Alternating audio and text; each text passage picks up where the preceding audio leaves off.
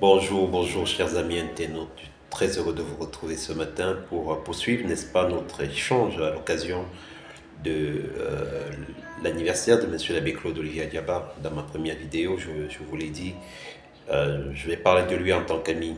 Et l'ami qu'il est une source intarissable de joie, une source intarissable de bonheur, de connaissances. Parce que lorsqu'on sait que les amis aujourd'hui, ça ne court pas les rues, on a des amis de boisson, on a des amis de fête, on a des amis dans le vol, on a des amis tant que tout va bien.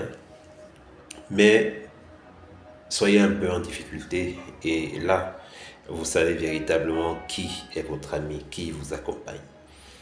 Il ne peut ne pas être présent, mais il vous appelle tout le temps. Il peut ne pas être là physiquement, mais il ne manque pas de prendre de vos nouvelles.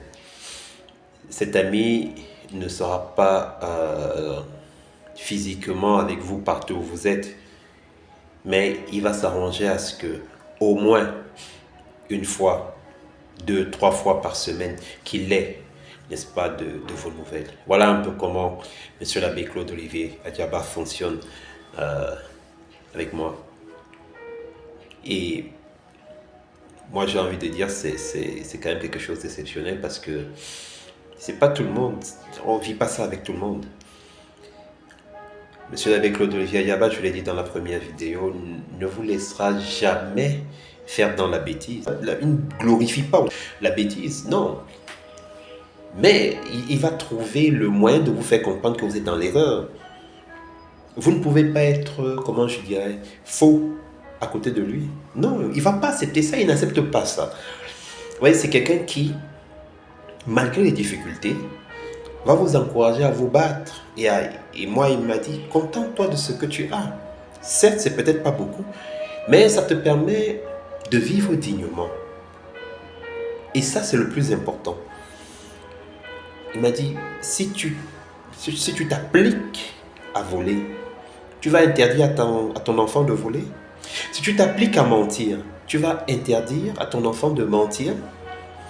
Si tu t'appliques, n'est-ce pas, à évoluer dans la bêtise, qu'est-ce que tu vas dire à ton enfant?